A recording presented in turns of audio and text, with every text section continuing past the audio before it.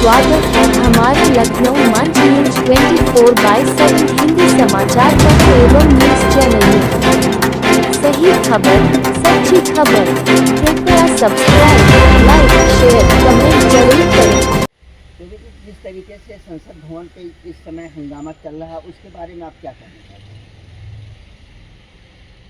संसद देश और जनता के कल्याण के लिए बनता है, लेकिन आज जो संसद में प्रदर्शन चल रहा है आजकल, वो जितने भी राजनीतिक दल वो अपने पार्टी के सुधार के लिए अपना कार्यक्रम कर रहे हैं। ये बात अकाट्य सत्य है कि जो इस समय वर्तमान प्रधानमंत्री है वो देश के लिए कुछ काम कर रहा है और बाकी लोग रोड़े अटका रहे हैं। ये लोग चाहते हैं कि सत्ता में हम कब आए, क्योंकि सत्ता की मलाई तो मिल नहीं रही है किसी को।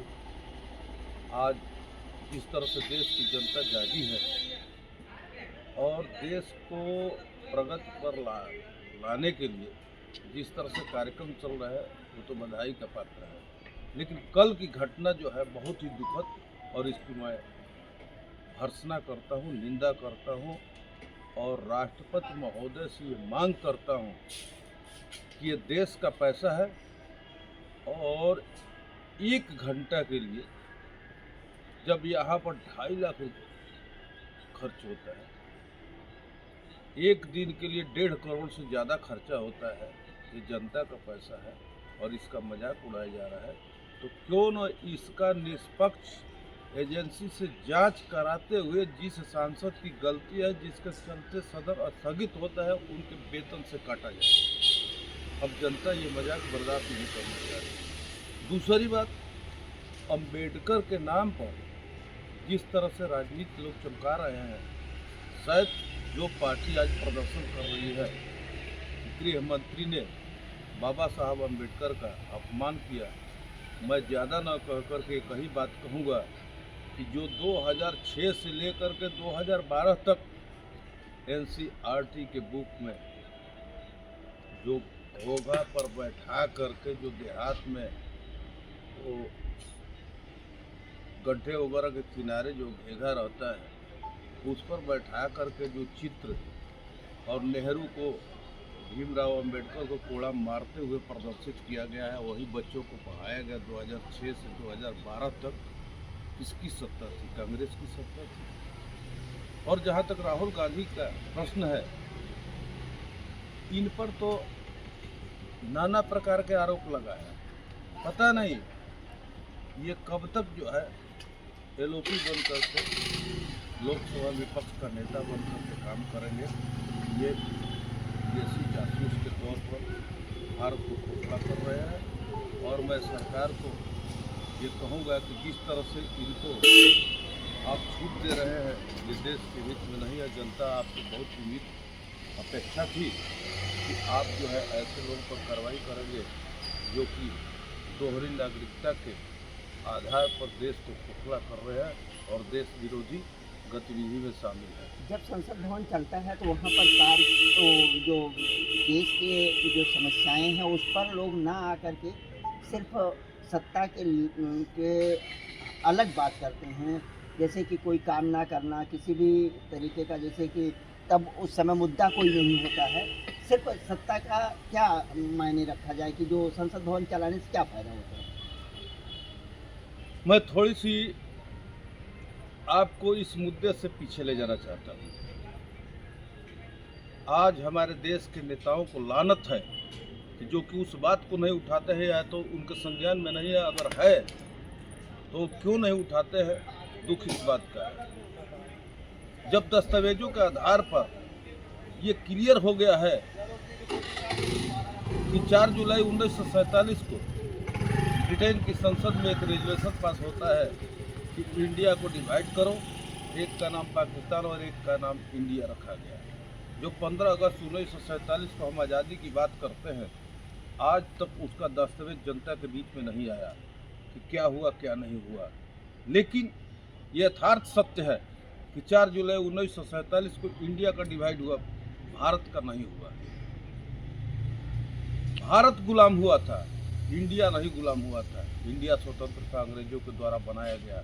तो मैं तो ये कहूँगा भारत सरकार को और भारतीय जनता को कि कतई भी आप इस बंटवारे को स्वीकार न करें और आज़ाद भारत का मैप जो है पाकिस्तान से लेकर के बांग्लादेश तक होना चाहिए। इस आधार पर हम लोग को लड़ना चाहिए। इंडिया गुलाम हुआ, इंडिया को स्वतंत्रता मिली, भारत को नहीं मिला है। लेकिन हमारे संविधान के जो निर्माता लोग हैं, पता नहीं किस आधार पर जब इंडिया इंडिपेंडेंट एक्ट बना तो ये कैसे ये कह देते हैं कि हम भारत के लोग चाहिए। अरे आज़ाद तो इंडिया को किया गया है ना, डिवाइडेशन किया गया, आज़ाद नहीं किया गया। उसी को पावर ऑफ ट्रांसफ़र कहा जाता है, लेकिन उस मुद्दे पर नहीं किया जाता है। दूसरी बात कि आज तक हमारे नेता चाहे प्रधानमंत्री वगैरह लोग ये नहीं क्लियर कर पाए कि सेकुलर का अर्थ क्या होता है, समाजवाद का अर्थ क्या होता है। आज तक कोई कहता है धर्मनिरपेक्ष, कोई कहता है पंथनिरपेक्ष। अरे वास्तव में यथार्थ उत्तर इसका क्या है? जो जिस समय इंदिरा गांधी ने सेकुलर शब्द का कहा कि संविधान में जोड़ा जाएगा, उस समय मनु सिंघवी का पिताजी जो है उनके कैबिनेट में थे और वो कहे कि इसको धर्मनिरपेक्ष सेकुलर को बताइए। उन्होंने कहा कि मैं इतना अपराध, बड़ा अपराध नहीं करूँगा, और वो जो है वहाँ से भाग गए। उन्होंने कहा कि मैं कभी इस तरह की बातें संविधान में जोड़ने के लिए नहीं कहूँगा, और सेकुलर का अर्थ पंथ निरपेक्ष उन्होंने बताया था। और वैसे सेकुलर का अर्थ होता है लौकिक और भौतिक, लेकिन आज अंग्रेजी शब्द का इस्तेमाल करके हम भारतीयों को जिस तरह से चूतिया बनाया गया, ये बहुत ही खतरनाक है। और ये कांग्रेस जो है विदेशी कोख से पैदा हुई पार्टी कभी देश हित में बात नहीं करेगी। जब अब मैं आपसे पूछना चाहता हूँ, आप पत्रकार है, क्या इस मुद्दे को कभी उठाते हैं, किससे पूछते हैं कि जब बांग्लादेश बना 1971 में किसको लागू हुआ? जो 93,000 वहाँ की सेनाएं सरेंडर कर रही है, उनको छोड़ दिया जा रहा है।